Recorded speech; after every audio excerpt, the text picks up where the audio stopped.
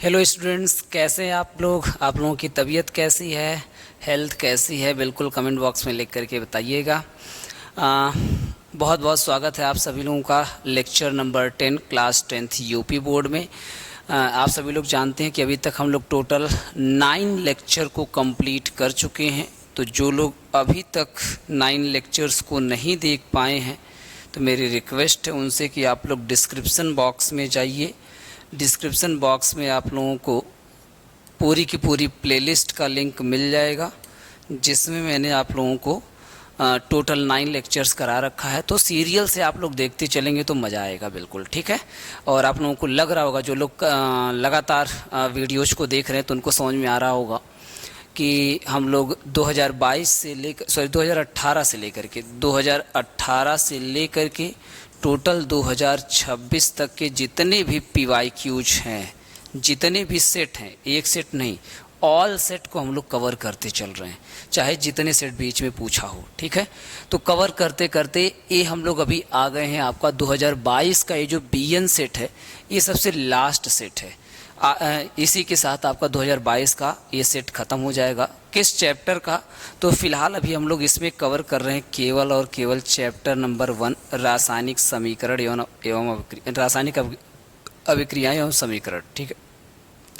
केवल एक चैप्टर को भी हम लोग कवर कर रहे हैं। जैसे ही ऐसे भी हम लोग कवर करते करते 2026 तक पूरा कवर कर लेंगे।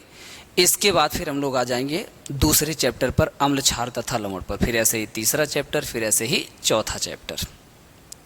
तो इस तरह से 4 बार मैं पलट करके आपको सारे PYQs कराने वाला हूं, जिससे आपको चैप्टर वाइज पूरी तरह से प्रैक्टिस होती चलेगी। इसके साथ साथ हम लोग को ये भी पता चल जा रहा है कि कौन से ऐसे क्वेश्चंस हैं जो रिपीट करते हैं। पिछले सालों में तो आप लोगों ने देखा होगा कई सारे क्वेश्चंस रिपीट कर रहे थे, और इस सेट में भी आप देखेंगे अभी कुछ रिपीटेड क्वेश्चन आपको वापस से मिल जाएंगे। तो सभी रिपीटेड क्वेश्चंस की आप चाहें तो लिस्ट बना सकते हैं कि ये क्वेश्चन ऐसा है जो ज़्यादा इंपॉर्टेंट, जो बार बार रिपीट कर रहा है। और एक अच्छी बात ये भी है कि मैं जितनी बार रिपीट कर रहा है उतनी बार सॉल्व करा रहा हूँ। तो इससे एक फ़ायदा ये भी मिल जा रहा है कि बार बार एक ही तरह का क्वेश्चन सॉल्व करने से वो क्वेश्चन पूरी तरह से तैयार हो जा रहा है। तो मतलब इस क्लास को देखने का मतलब ये हुआ कि अगर आप घर पे एकदम नहीं पढ़ते हैं, कुछ नहीं पढ़ते हैं, न क्लास करते हैं, न घर पे पढ़ते हैं, कुछ भी अगर नहीं करते हैं, केवल और केवल अगर आप ये क्लास देख लीजिए तो मेरी रिटन गारंटी आपसे है कि आपका नहीं भी अगर पढ़ने का मन, बस खाली आप क्लास देख लीजिए। तो मैं इतनी बार एक ही क्वेश्चन सॉल्व करा रहा हूँ तो मेरी गारंटी है कि आपको याद हो ही जाएगा, क्योंकि जब बार बार कोई चीज़ सामने आती है वो चीज़ याद रह जाती है ना। जब कोई बार बार आपके सामने चेहरा आए तो उस चेहरे को आप भूल नहीं पाते, उस चेहरा आपको याद हो जाता है। तो उसी तरीके से ये जब बार बार एक ही हेडिंग आएगी तो हेडिंग भी आपको याद हो जाएगी, ठीक है। तो इसीलिए ये सीरीज बहुत ज़्यादा इम्पॉर्टेंट है। तो चलिए लेक्चर नंबर 10 को मैं शुरू करता हूँ। तो 10वां वीडियो मेरा जा रहा है यूपी बोर्ड पर। क्लास कब चलती है तो क्लास भी मैं बता दे रहा हूँ। बहुत सारे बच्चे जो नए नए जुड़ रहे हैं वो लोग नहीं क्लास की टाइमिंग जान पा रहे हैं। तो शाम को 4 PM पर, शाम को 4 PM पर यानी कि शाम को 4 बजे यूपी बोर्ड की क्लास चलती है। 10th के यूपी बोर्ड की क्लास चलती है और शाम को 5 बजे CBSE बोर्ड की 10th की क्लास चलती है। फ़िलहाल अभी 2 क्लासेस रन कर रही हैं। बहुत ही जल्दी हम लोग यूपी बोर्ड क्लास 12th और UP board class CBSE board class 12th, तो CBSE यूपी की ही 12th की क्लासेस लेकर के आएंगे। जब वो भी सक्सेसफुली रन करने लगेंगी तब इसके बाद लेकर के आएंगे 11th की क्लासेस, ठीक है। तो आपको टेंशन लेने की ज़रूरत नहीं है, बारी बारी से हमारी क्लासेस बढ़ती चली जाएंगी, ठीक है। तो आपको टेंशन लेने की ज़रूरत नहीं है, ठीक है ना। तो इस तरीके से आपकी क्लास चलेगी। तो बिल्कुल आपको क्या करना है, अलर्ट रहना है और एकदम जागते रहना है और तैयार आपको करते रहना है, ठीक है। चलिए आता हूँ मैं आज के सेट पर। आज की अगर मैं सेट की बात करूँ तो आज के सेट में यहाँ पर सेट का नाम आप देखेंगे तो है, सेट का नाम है, चलिए कोई बात नहीं, इसको भी रहने दीजिए। तो आज के सेट का नाम है 2022 का BN सेट, ठीक। तो BN सेट यहाँ से स्टार्ट हो रहा है, तो मैं अगले पेज पर चल रहा हूँ। सीधे मैंने केमिस्ट्री के क्वेश्चन सेट कर लिए। अगर आपको ये PDF डाउनलोड करना है, डिस्क्रिप्शन बॉक्स में जाइए, मैंने उसका PDF का लिंक डाल दिया है, उस पर क्लिक करके आप लोग डाउनलोड कर सकते हैं। नहीं डाउनलोड हो रहा है तो आपको डिस्क्रिप्शन बॉक्स में मैंने अपना व्हाट्सएप नंबर भी दे दिया है। व्हाट्सएप नंबर पर जा करके आप लोग क्या करिए, हमको व्हाट्सएप करिए, बता दीजिए सर हमको PDF चाहिए, और ग्रुप में ज्वाइन कर दीजिए, तो मैं आपको PDF भी भेज दूँगा और व्हाट्सएप ग्रुप में ज्वाइन भी कर दूँगा, जिससे आपको लगातार जितनी स्टडी मटेरियल है सब कुछ आपको वहाँ पर फ्री में एकदम मिलता रहेगा। ठीक है, फ्री क्लासेस अभी हम लोग चला रहे हैं। तो कुल मिलाकर के इस सेट के अंदर जो पहला क्वेश्चन पूछ रखा है वो आपसे पूछा है यहाँ पर, उपचयन तथा अपचयन की व्याख्या सोदाहरण कीजिए, यानी कि उदाहरण के साथ उपचयन और अपचयन को समझाना है। ठीक, दो चीज़ें यहाँ पर बताना है। पहला आपसे पूछ रखा है उपचयन, तो इसको हालांकि मैं ऑलरेडी बता चुका हूँ, परिभाषा वगैरह सब मैंने बता दिया है, लेकिन जैसा कि मैंने बोला मेरी आदत है कि जितने सेट में आएगा, मैं चाहता तो एक क्वेश्चन सभी सेट का निकाल करके एक एक क्वेश्चन लिख लेता और एक ही बार में सॉल्व कराता, कहता ख़त्म। लेकिन नहीं, मैं जानबूझ करके सेट वाइज लिखे चल रहा हूँ, ताकि जो क्वेश्चन रिपीट करेगा उसको वापस से बार बार कराऊंगा। तो जितनी बार रिपीट किया है उतनी बार सॉल्व कराऊंगा। तो इससे फ़ायदा ये होगा कि बच्चों का रिवीजन भी यहीं पर होता चलेगा। भले थोड़ा सा टाइम ज़्यादा लगेगा, एक एक क्वेश्चन पर हम लोग बार बार टाइम देंगे, लेकिन अल्टीमेटली हम लोग को नंबर चाहिए ना, बोर्ड एग्जाम में नंबर चाहिए, तो बार बार रिपीट तो करना ही पड़ेगा। रिपीट से भागेंगे तो फिर यहाँ पर पढ़ नहीं पाएंगे। तो इसीलिए बिल्कुल सीरियस होकर के हम लोग को पढ़ना है। उपचयन, उपचयन का ही देखेंगे तो दूसरा नाम होता है आक्सीकरण। ध्यान से समझेंगे सभी लोग, परिभाषा उदाहरण सब मैं ही बताने वाला हूँ। आक्सीकरण, ठीक, तो याद रखिएगा, जिनको अभी तक उपचयन का मतलब नहीं पता था तो मैं बता दूं, उपचयन मीन्स क्या होता है, आक्सीकरण। ठीक, इसकी परिभाषा क्या होगी एक बार और मैं आपको बता दे रहा हूँ। तो वह अभिक्रिया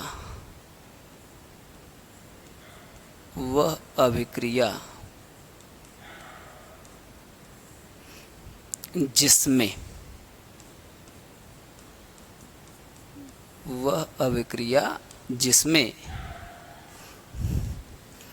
ऑक्सीजन को बल्कि मैं पूरा ही लिख दे रहा हूँ, जिसमें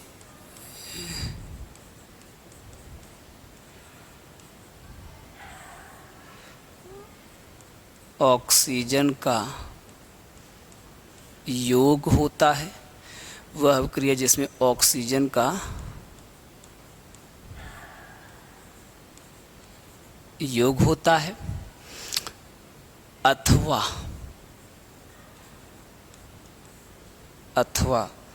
हाइड्रोजन का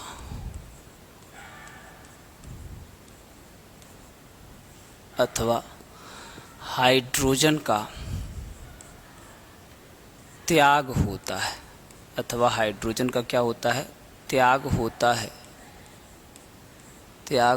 है। किस प्रकार की अभिक्रिया कहलाती है, उपचयन, या फिर इसी को आप लिख सकते हैं आक्सीकरण, उपचयन या आक्सीकरण अभिक्रिया कहलाती। देखिए वो पूरा लिख के जानबूझ करके बता रहा हूँ, ब्लैक बोर्डिंग में जानबूझ के कर रहा हूँ यहाँ पर, जिससे क्या हुआ आपको एकदम चीज़ें रिवाइज होती चले, तैयार होती चले। मैं चाहूँ तो लिख करके पहले से रख सकता हूँ, सीधे अंडरलाइन कर करके आपको बता सकता हूँ, लेकिन मैं जानबूझ करके इतनी मेहनत कर रहा हूँ कि इसी के साथ साथ आप भी पढ़ते चलेंगे, देखते चलेंगे, तो आपका एकदम तैयार हो जाएगा। ठीक है ना। तो उपचयन या आक्सीकरण अभिक्रिया कहते हैं। तो इस प्रकार की अभिक्रिया को क्या कहते हैं, उपचयन या फिर कहते हैं। ठीक है। इसका अगर उदाहरण की बात करें, इसकी अगर मैं उदाहरण की बात करूं, ठीक है, तो उदाहरण देख लीजिएगा। उदाहरण में आप लिख सकते हैं, सबसे जो पहली अभिक्रिया अपने चैप्टर की है वो भी आप लिख सकते हैं, जैसे यहाँ पर, बल्कि उससे बढ़िया मैं एक और उदाहरण ले रहा हूँ आपका, जो बार बार पूछ रहा है उसी को मैं लिख दे रहा हूँ। जैसे आप बोल सकते हैं श्वसन की अभिक्रिया, या फिर बोल सकते हैं प्रकाश संश्लेषण। थोड़ा सा भारी पड़ेगा, यानी कि भारी का मतलब ये बोल सकते हैं कि थोड़ा सा लेंदी अभिक्रिया पड़ेगी, लेकिन आराम से आपको याद हो जाएगा और बहुत लोग को याद भी होगा। ठीक है, ज़्यादा अच्छा रहेगा वही। जैसे प्रकाश संश्लेषण मैं जानबूझ कर ले रहा हूँ, और आसान भी बहुत सारी अपक्रियाएँ हैं, मैं जानबूझ करके यही ले रहा हूँ क्योंकि ये अपक्रिया खुद भी बहुत बार आपके एग्जाम में पूछी गई है। तो इसीलिए मैं जानबूझ करके ऐसे उदाहरण ले रहा हूँ जो आपको एक तीर से कई निशाना कर दे, यानी कि ओ भी तैयार हो जाए, ए भी तैयार हो जाए। ठीक है, जैसे प्रकाश संश्लेषण की क्रिया, जैसे प्रकाश संश्लेषण की क्रिया। अच्छी बात यह है कि इसको आप ऑक्सीकरण वाले में भी लिख सकते हैं और अपचयन वाले में भी लिख सकते हैं, दोनों में लिख सकते हैं। ठीक, अभी मैं देखता हूं तो एक आसान अपक्रिया भी आपको बता दे रहा हूं। प्रकाश संश्लेषण वाली दोनों में लिख सकते हैं, ऑक्सीकरण में भी और अपचयन में भी, दोनों में लिख सकते हैं। हालांकि कोई भी अपक्रिया हो, हर अपक्रिया में ऑक्सीकरण अपचयन दोनों एक साथ होता है, अलग अलग नहीं होता है। ठीक है ना, तो इसीलिए कोई भी एक अपक्रिया आप ऑक्सीकरण में भी लिख सकते हैं, कोई भी एक अपक्रिया आप अपचयन में भी लिख सकते हैं, कोई डाउट वाली बात नहीं है। ठीक है, तो इसका फॉर्मूला क्या, इसका सूत्र क्या होता है, इसका रिएक्शन क्या होता है, इसकी अपक्रिया क्या होती है। तो प्रकाश संश्लेषण की क्रिया का मतलब जब पेड़ पौधे क्या करते हैं, अपनी जड़ों के द्वारा कार्बन डाइऑक्साइड का ग्रहण करते हैं, अपनी जड़ों के द्वारा क्या करते हैं बताइए, कार्बन डाइऑक्साइड का ग्रहण करते हैं, यानी कि CO2। फिर सॉरी मैं उल्टा बोल रहा हूँ, अपनी जड़ों के द्वारा जल ग्रहण करते हैं, अपनी जड़ों के द्वारा जल ग्रहण करते हैं, और स्टोमेटा जो होता है, यानी कि पत्तियों, क्लोरोफिल के माध्यम से सूर्य का प्रकाश लेते हैं, और पत्तियों में जो स्टोमेटा होता है उसके माध्यम से कार्बन डाइऑक्साइड ग्रहण करते हैं। ठीक है, तो कार्बन डाइऑक्साइड गैस पत्ती में ग्रहण होता है, ना कि जड़ में। इस चीज़ को क्लियर रखिएगा, मैं सोच वही रहा था, बोल कुछ और दिया हूँ। तो जड़ों से क्या करते हैं, जल ग्रहण करते हैं, और सूर्य के प्रकाश की उपस्थिति में, सूर्य के प्रकाश की उपस्थिति में ये किस में कन्वर्ट हो जाते हैं, ग्लूकोज C6H12O6 में, ग्लूकोज में, और प्लस में यहाँ से क्या पेड़ पौधे हम लोग को क्या देते हैं, कौन सी गैस, ऑक्सीजन गैस देते हैं। कौन सी गैस देते हैं, ऑक्सीजन गैस। ये बैलेंसिंग में भी आप देखेंगे तो मैंने कई बार करा रखा है। इसकी बैलेंसिंग जब पूछता है तो क्या करता है, तो बैलेंसिंग जब इसकी पूछ देगा तो आप क्या करेंगे, इस बड़े वाले फॉर्मूले को छोड़ करके बाकी इन तीनों फॉर्मूले में आप क्या लगा देंगे, 6 लगा देंगे, एक क्वेश्चन बैलेंस हो जाएगा। इसीलिए मैंने जानबूझकर बताया क्योंकि कई बार पूछा जाता है। ठीक ना, यहाँ से कई बार आपको यहाँ से पूछा जाता है। ठीक है, तो यहाँ पर देखेंगे कार्बन डाइऑक्साइड का यहाँ पर क्या हो जाता है, ऑक्सीकरण हो जाता है, और इसके बाद यहाँ पर ऑक्सीजन का क्या हो जाता है, अपचयन, क्योंकि यहाँ से हाइड्रोजन चला गया है। हाइड्रोजन का यहाँ से क्या हुआ है, त्याग। और हाइड्रोजन का क्या होता है, अगर त्याग होता है, ऑक्सीजन का यहाँ पर हो जाएगा ऑक्सीकरण, और कार्बन का यहाँ पर क्या हो जाएगा बताइए, अपचयन हो गया। ठीक है ना, CO2 का यहाँ पर क्या हो गया है, अपचयन हो गया है। ठीक है, इसमें हाइड्रोजन आ गया है। तो इस तरीके से अगर आप देखेंगे तो यहाँ पर क्या हो रखा है, ठीक है, यहाँ पर क्या हो रहा है, यहाँ पर हो रहा है आपका ऑक्सीकरण तथा अपचयन अपक्रिया हो रही है। तो अगर कभी आपसे अलग से पूछ दे तो मैं अलग से आपको बता दे रहा हूँ कि किसका ऑक्सीकरण हुआ, किसका अपचयन हुआ, ये भी मैं आपको बता दे रहा हूँ, तो कार्बन का यहाँ पर क्या होता है, कार्बन यानी कि CO2 का यहाँ पर क्या होता है, अपचयन। CO2 का यहाँ पर क्या होता है बताइए, अपचयन होता है। CO2 का क्या होता है, अपचयन होता है। वहीं पर अगर आपका ऑक्सीजन कभी पूछ ले तो ऑक्सीजन का क्या हो जाता है बताइए, ऑक्सीकरण। ऑक्सीजन का क्या हो जाता है, ऑक्सीकरण होता है। ऑक्सीजन का मैं यहाँ लिख दे रहा हूँ, ऑक्सीजन का बोल सकते हैं आप क्या हो रहा है, ऑक्सीकरण। ठीक ना, इस तरीके से तो याद रखिएगा, अगर कभी पूछा जाए तो बताइएगा CO2 क्या हो गया है, अपचयित हो गया है ग्लूकोज में, और जल क्या हो गया बताइए, ऑक्सीकृत हो गया किसमें, ऑक्सीजन में। ठीक है ना, क्योंकि इसमें से हाइड्रोजन का क्या हो गया, त्याग। और हाइड्रोजन के त्याग को हम लोग क्या बोलते हैं बताइए, हाइड्रोजन के त्याग को हम लोग उपचयन या फिर ऑक्सीकरण बोलते हैं। ठीक है ना, तो इस तरीके से ये भी आपको चीज़ याद रखनी है। तो यहाँ से कई क्वेश्चन आपका बन जाएगा। इसके अलावा भी अगर आप उदाहरण चाहते हैं तो और भी उदाहरण ले सकते हैं। इसी का उदाहरण आप लिख सकते थे, MgO वाला, यानी कि मैग्नीशियम धातु को जब जलाते हैं तो जलाने के बाद ये क्या बन जाता है बताइए, MgO बन जाता है। जलाने के बाद क्या बन जाता है? MgO। इसको आप बैलेंस कर सकते हैं, यहाँ 2 लगा दीजिए, यहाँ 2 लगा दीजिए, बैलेंस हो जाएगा। तो ये भी किसका उदाहरण हो जाएगा? मैग्नीशियम में क्या हो रहा है बताइए? तो मैग्नीशियम में यहाँ पर ऑक्सीजन नहीं था, यहाँ पे ऑक्सीजन आ गया, तो किसका उदाहरण हो जाएगा बताइए? तो मैग्नीशियम का आप यहाँ पे बता सकते हैं क्या हो रहा है? ऑक्सीकरण। तो ऑक्सीकरण का यहाँ पर भी आप उदाहरण बता सकते हैं, ठीक है। अब ऐसा नहीं कि केवल इसमें ऑक्सीकरण हो रहा है, अब ऑक्सीजन का अगर आप ऐसे मिलाएंगे तो क्या बताएंगे कि ऑक्सीजन का क्या हुआ है? अपचयन हुआ है। तो एक चीज़ का ध्यान रखिएगा, कभी भी किसी अभिक्रिया में केवल ऑक्सीकरण या केवल अपचयन नहीं होता है, दोनों एक साथ होता है। ऑक्सीकरण अपचयन दोनों एक साथ होता है, इसीलिए इस प्रकार की अभिक्रिया को रेडॉक्स अभिक्रिया बोलते हैं, या हिंदी में बोलते हैं अपचयोपचय अभिक्रिया। तो हिंदी में बोलते हैं इस प्रकार की अभिक्रियाओं को अपचयोपचय अभिक्रिया, या फिर इसी को बोलते हैं इंग्लिश में, इसी को क्या बोलते हैं? Redox reaction. कभी कभी रेडॉक्स को हिंदी में भी लिख देता है। तो रेडॉक्स का मतलब क्या होता है? वे अभिक्रियाएं जिनमें ऑक्सीकरण तथा अपचयन दोनों एक साथ होता है, इस प्रकार की अभिक्रियाओं को हम लोग क्या बोलते हैं? रेडॉक्स अभिक्रिया, या फिर क्या बोलते हैं? अपचयोपचय अभिक्रिया, ठीक है। तो एक मैंने आसान सा भी उदाहरण बता दिया, और एक मैंने थोड़ा सा यहाँ पर अच्छा वाला उदाहरण भी बता दिया। दोनों अगर आप लोग तैयार रखेंगे तो यहाँ से कई क्वेश्चन और आपके तैयार हो जाएंगे।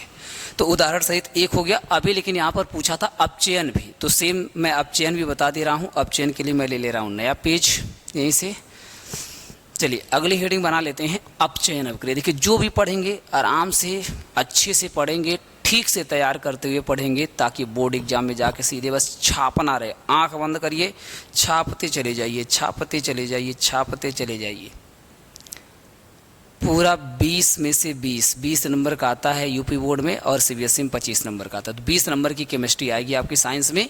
20 में से 20 अगर आप यहाँ पे कर ले गए तो मान के चलिए 20 नंबर आपका यहीं पक्का हो गया। सेम इसी तरीके से भी मैं आपकी फिजिक्स भी चलवाने वाला हूँ, सेम इसी तरीके से भी मैं आपकी बायो भी चलवाने वाला हूँ, ठीक। तो पूरा साइंस का आपका आराम से 70 नंबर का काम हो जाएगा। पूरे साइंस से आपका 70 नंबर का काम हो जाएगा, ठीक है। तो आपको टेंशन लेने की ज़रूरत नहीं है। तो आते हैं, ऑक्सीकरण हो गया, अपचयन। तो नेक्स्ट हेडिंग बना लीजिए यहाँ पर अपचयन, ठीक है।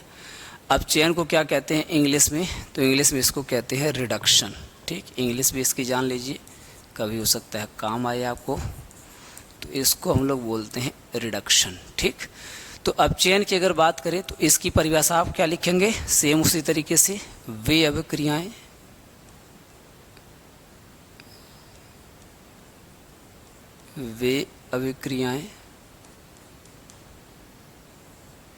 जिनमें क्या होता है? वे अभिक्रियाएं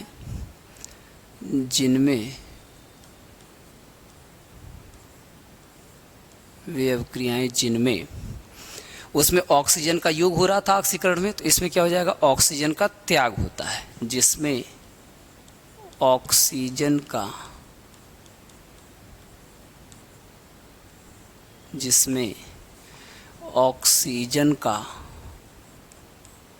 त्याग होता है, जिसमें ऑक्सीजन का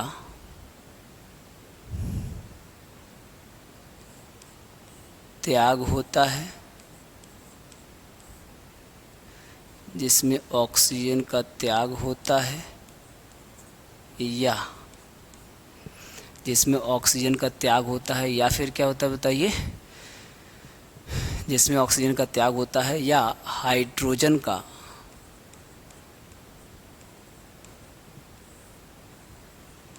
योग होता है, या हाइड्रोजन का योग होता है, ठीक है। जिसमें ऑक्सीजन का त्याग होता है या फिर हाइड्रोजन का योग होता है। किस प्रकार की अभिक्रिया कहलाती हैं? अपचयन अभिक्रिया कहलाती है।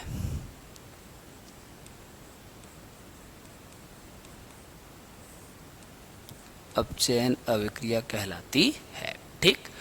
अब इसके उदाहरण पर आ जाते हैं। उदाहरण की अगर बात कर लें, चलिए उदाहरण की बात कर लेते हैं। तो कौन सा कलर ले लिया जाए भाई? इधर जो जहाँ पे रुकेगा वही कलर रहेगा, ठीक है। ऐसे अब मैं यही करूँगा, घुमा घुमा चेक करूँगा, जहाँ पे जो कलर आएगा वही ले लूँगा, ठीक है। ऐसे रोल करूँगा मैं। तो कुल मिला करके आते हैं उदाहरण पर। पिंक ही आ गया, बस डार्क पिंक है। तो उदाहरण की बात कर लेते हैं। तो उदाहरण में अब चयन वाले में भी सेम वही चीज़ कि आप क्योंकि जैसा कि मैंने बोला कि कोई भी अवक्रिया ऐसी नहीं है जिसमें क्या हो, कोई भी अवक्रिया ऐसी नहीं है जिसमें आक्सीकरण और अपचयन दोनों एक साथ ना हो। तो उदाहरण में सेम वही दोनों उदाहरण आप फिर से लिख सकते हैं। मैं एक बार फिर से लिख दे रहा हूँ, जिसमें आप क्या कर सकते हैं, लिख सकते हैं CO2 प्लस में H2O एरो, ये अवक्रियाएँ दोनों में काम करेंगे, ठीक ना। एरो C6H12O6 प्लस में क्या हो जाएगा O2, क्योंकि दोनों एक साथ हो रहा है, आक्सीकरण अपचयन दोनों एक साथ हो रहा है, तो जायज़ सी बात है कि यहाँ पे आप यही सेम अवक्रिया दोनों में दिखा सकते हैं। जैसे मैंने क्या बोला कि यही जो आपका CO2 है, मतलब कार्बन है, इसी का क्या होगा अपचयन, इसी का क्या होगा बताइए, अपचयन होगा। और इसके बाद यहाँ पर जो ऑक्सीजन होता है, इसी का क्या होता है आक्सीकरण, इसी का क्या होता है आक्सीकरण होता है। अभी आप इसको याद कर लीजिए, अभी आप इसको याद कर लीजिए, ये आप बहुत अच्छे से पहचान पाएंगे। जब आप 11th में चले जाएंगे तो आप देखते ही बता देंगे किस तत्व का यहाँ पर आक्सीकरण हो रहा है, किसका अपचयन। तो 11th में बहुत डिटेल में इसको पढ़ना है, यहाँ पर फिलहाल अभी आप याद कर लीजिए, ठीक। इसको आप वैसे समझना चाहते तो बोल सकते हैं, क्योंकि यहाँ पे हाइड्रोजन था, यहाँ हाइड्रोजन नहीं है, तो हाइड्रोजन का त्याग होने की वजह से क्या हुआ, यहाँ पर हाइड्रोजन का त्याग होने की वजह से इसका आक्सीकरण हुआ है। और यहाँ पर देखिए हाइड्रोजन नहीं था, इसमें हाइड्रोजन भी आ गया, तो यहाँ पर बोल सकते हैं हाइड्रोजन का योग होने की वजह से क्या हुआ है, इसका अपचयन हुआ है, ठीक है। तो इस तरीके से आप इसको याद कर सकते हैं, या फिर MgO वाला भी आप एग्जाम्पल लिख सकते हैं, या कोई सा भी आप इसमें एग्जाम्पल लिख सकते हैं। फिलहाल मैं एक ही आपको याद करा दे रहा हूँ, ये आपको कई जगह पर अवक्रिया काम आएगी, ठीक है। तो उम्मीद करते हैं आपको क्लियर हो गया होगा। आक्सीकरण अपचयन दोनों मैंने बता दिया, आगे बढ़ जाता हूँ। अगला जो अपना टॉपिक है इसमें दिया है 6वें कक्षा वाला, इसी सेट का निम्नलिखित अभिक्रियाओं के संतुलित रासायनिक समीकरण लिखिए, ठीक। इसका PDF आप लोग जा करके डिस्क्रिप्शन बॉक्स से डाउनलोड कर लीजिए, और यहाँ पे चले जाइए 2022 का ये BO सेट जो है, इस पे आप चले जाइए, BN सेट पे चले जाइए, और इसके बाद आपको सारे क्वेश्चन आराम से मिल जाएंगे, ठीक है। तो चलिए आते हैं, क्या दिया है, निम्नलिखित अभिक्रियाओं के संतुलित रासायनिक समीकरण लिखिए। तो पहला वाला दे रखा है कैल्शियम हाइड्रोक्साइड प्लस, सीधे मैं एक क्वेश्चन लिख रहा हूँ, calcium hydroxide plus first, Hindi में लिखा है, देखिए जैसे लिखा वैसे ही मैं लिख रहा हूँ, ठीक ना। तो कैल्शियम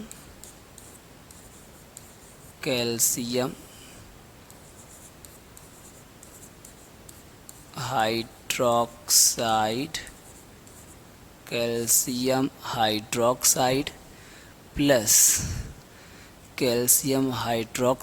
प्लस में क्या दिया हुआ है, कार्बन डाइऑक्साइड, प्लस में दिया है कार्बन डाइऑक्साइड, कार्बन डाई में बड़ी लगाया कि छोटी, डाई में छोटी है, कार्बन डाई ऑक्साइड,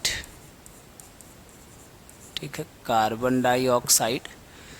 इसके बाद फिर क्या किया है, कार्बन डाइऑक्साइड, फिर एरो लगा करके, अब देखिए मेरे पास जगह नहीं है तो मैं क्या कर रहा हूँ कि यहाँ पर लिख दे रहा हूँ इधर नीचे की तरफ एरो लगा करके, ठीक है। लेकिन आपको ऐसे सीधे लिखना है, तो सीधे लिखा है एरो लगा करके कैल्शियम कार्बोनेट प्लस जल। तो इससे क्या बनता है, कैल्शियम कार्बोनेट और प्लस में क्या बन जाता है बताइए, जल। तो ये देख करके पूछ रखा है आपसे कि बता दीजिए इसका संतुलित रासायनिक समीकरण बता दीजिए। संतुलित रासायनिक समीकरण बताने के लिए आप क्या करेंगे, तो संतुलित रासायनिक समीकरण बनाने के लिए सबसे पहले इसको कन्वर्ट करेंगे रासायनिक समीकरण में। रासायनिक समीकरण क्या चीज़ होती है, तो रासायनिक अभिक्रियाओं को जब हम सूत्र में बदल देते हैं तो उसी को बोलते हैं रासायनिक समीकरण। रासायनिक अभिक्रियाओं को जब हम लोग सूत्र में बदल देते हैं तो उसी को क्या बोलते हैं, रासायनिक समीकरण बोलते हैं, ठीक है। चलिए, तो कैल्शियम हाइड्रोक्साइड की अगर मैं बात करूं तो यहाँ पर हो जाएगा, इसका फॉर्मूला हो जाएगा CaOH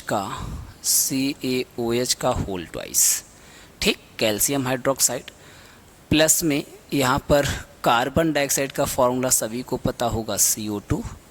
अब देखिए एरो को मैं इधर आगे करके लिख रहा हूँ, वहाँ पर जगह नहीं थी। कैल्शियम कार्बोनेट, तो कैल्शियम कार्बोनेट का हो जाएगा CaCO3। हालांकि ये रिएक्शन मैं ऑलरेडी आपको करा रखा हूँ, ठीक ना, CaCO3। और प्लस में जल का मतलब यहाँ पर क्या हो जाएगा बताइए, H2O। जल का मतलब क्या हो जाएगा, H2O, ठीक है। अब इसको चलिए संतुलित कर लेते हैं। संतुलित करने के लिए क्या करना पड़ेगा, तो संतुलित करने के लिए आपको क्या करना पड़ेगा, लिस्ट बनानी पड़ेगी। कैसे लिस्ट बनानी पड़ेगी, सबसे पहले धातु, तो धातु में कौन दे रखा है बताइए, कैल्शियम। इसके बाद क्या करना होता है, अधातु, अधातु में कौन है यहाँ पर, कार्बन। इसके बाद कौन होता है, ऑक्सीजन। इसके बाद कौन होता है, हाइड्रोजन। अब सेम लिस्ट को आप क्या करिए, कॉपी पेस्ट कर लीजिए। तो चलिए हम लोग कॉपी पेस्ट कर लेते हैं। ये हो गया कॉपी, ये देखिए हो गया कॉपी, और ये देखिए हो गया, इधर तो आएगा, ये हो गया देखिए पेस्ट। तो जैसे हम लोगों ने पेस्ट कर दिया, जैसे हम लोगों ने पेस्ट कर दिया, तो अब इसको उठा करके मैं कर लेता हूँ इस साइड, ठीक है। तो ये हम लोगों ने कर लिया, देखिए कॉपी पेस्ट, ठीक। अब जैसे ही कॉपी पेस्ट हो जाएगा, अब इसका लिखेंगे नंबर। नंबर कैसे लिखेंगे बताइए, तो नंबर लिखने के लिए उसका मांगना पड़ेगा मोबाइल नंबर, ठीक है। क्या मांगना पड़ेगा, मोबाइल नंबर मांगना पड़ेगा। तो मोबाइल नंबर के चक्कर में नहीं पड़ना है हम लोग को क्या करना है, इसे गिन गिन के लिख देना है। कैल्शियम कितना बताइए, 1। कार्बन कितना बताइए, 1। ऑक्सीजन कितना है, अब रुक जाइएगा, ध्यान से देख लीजिएगा, मतलब यहाँ से लेकर के यहाँ तक पूरा सोचना है, ठीक है। तो यहाँ पर देखेंगे तो 2 ऑक्सीजन यहाँ है, यानी कि ब्रैकेट के बाहर अगर कुछ लगा हो तो दोनों मल्टीप्लाई करेगा, ऑक्सीजन में भी और हाइड्रोजन में भी, दोनों मल्टीप्लाई करेगा, ठीक है। तो 2 ऑक्सीजन यहाँ है, 2 ऑक्सीजन यहाँ, यानी कि टोटल कितना बताइए, 4, ठीक है। फिर आ जाते हैं हाइड्रोजन पर। हाइड्रोजन कितना बताइए, तो हाइड्रोजन अभी मैंने गिनवा दिया, कितना रहेगा बताइए, 2। हाइड्रोजन कितना रहेगा, 2 रहेगा, ठीक है एकदम। अब इधर आ जाते हैं, कैल्शियम कितना बताइए, कैल्शियम कितना बताइए, 1। कार्बन कितना बताइए, 1। ऑक्सीजन कितना बताइए, 3 यहाँ पर, 1 यहाँ पर मिला करके 4। और हाइड्रोजन कितना बताइए, यहाँ पर 2। तो इस तरह से अगर आप देखेंगे तो ये कैल्शियम भी संतुलित है, कार्बन भी संतुलित है, ऑक्सीजन भी संतुलित है, हाइड्रोजन भी संतुलित है, यानी कि हो गया आपका पहले से ही संतुलित रासायनिक समीकरण। मैं जानता हूँ आपको पहले ही पता चल गया होगा कि संतुलित रासायनिक समीकरण, फिर भी मैं जानबूझ करके बता रहा था ताकि चीज़ें आपको प्रोसीजर वाइज ठीक से समझ में आए। मैं ये मान करके चल रहा हूँ कि जो मेरे सामने बच्चे बैठे हैं उनको केमिस्ट्री का C भी नहीं आता है, तो वहाँ 0 लेवल से मुझको समझाना है, तो एकदम मैं सिंपल तरीके से समझाते हुए चल रहा हूँ, ठीक है। और जिसको बहुत अच्छी बात है कि पहले ही समझ में आ गया, पहले ही आता है, तो बहुत अच्छी बात है, ठीक है ना। तो इस तरीके से हम लोग पहचान लेंगे कि कोई समीकरण रासायनिक संतुलित है या नहीं। तो ऐसे लिस्ट बना करके सबका नंबर आप लिख लेंगे, पता चल जाएगा कि सबका अगर सेम सेम आ रहा है, इसका मतलब संतुलित रासायनिक समीकरण है, ठीक है।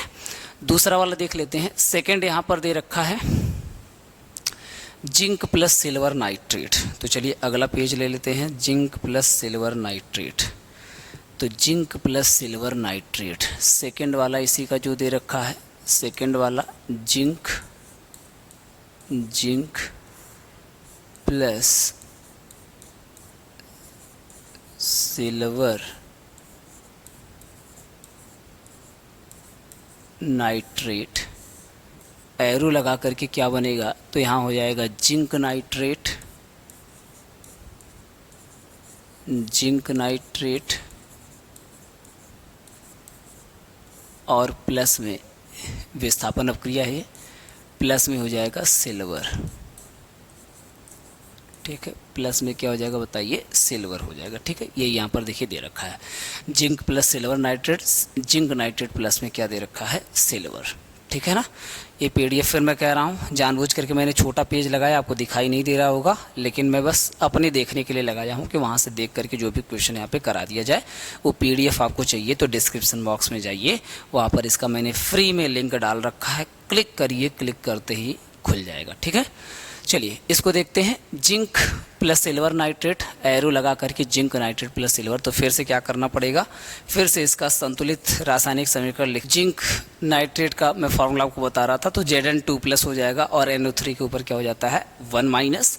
तो इसको कैसे बनाएंगे, तो Zn के ऊपर 2+ है तो नीचे क्या लिख देंगे 2, और NO3 के ऊपर 1 माइनस है तो यहाँ पे क्या लिख देंगे 1। दोनों का कर देंगे आप क्रॉस मल्टीप्लाई। जैसे क्रॉस मल्टीप्लाई करेंगे जिंक कितनी बार होना चाहिए, तो जिंक आपका होना चाहिए 1 टाइम, और NO3 कितनी बार होना चाहिए, तो आप कहेंगे NO3 कितनी बार होना चाहिए 2 टाइम। तो इस तरीके से आप देखेंगे यहाँ पर क्या हो जाएगा, इस तरीके से आपका यहाँ पर ZnNO3 का होल ट्वाइस बन जाएगा जिंक नाइट्रेट का फॉर्मूला। तो इसका फॉर्मूला हो जाएगा ZnNO3 का होल ट्वाइस। प्लस में सिल्वर का फॉर्मूला होता है, सिंबल होता है Ag।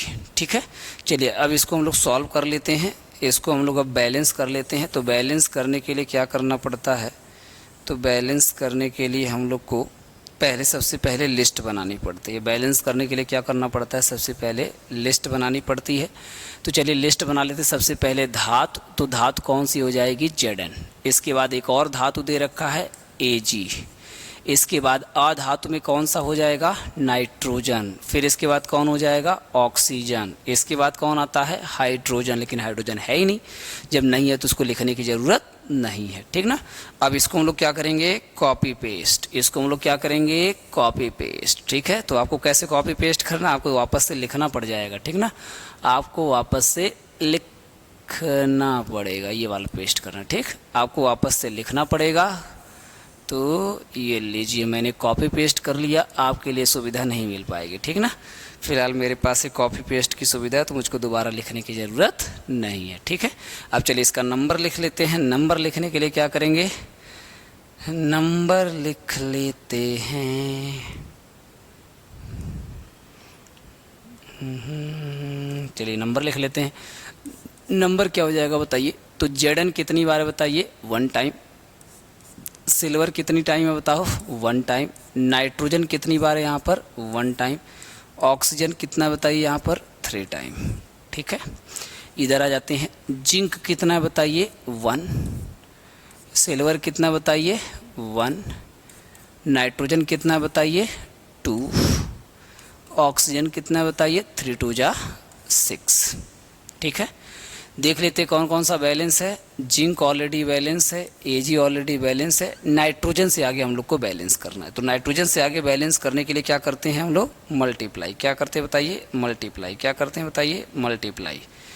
ठीक है, क्या करते हैं बताइए, मल्टीप्लाई करेंगे। ठीक है, किससे मल्टीप्लाई करेंगे, तो यहाँ 2 लेकर के आना है। तो यहाँ पे किससे मल्टीप्लाई करना पड़ेगा, 2 से। जैसे ही आप 2 से मल्टीप्लाई कर देंगे कितना हो जाएगा, 2, और नाइट्रोजन क्या हो जाएगा, बैलेंस।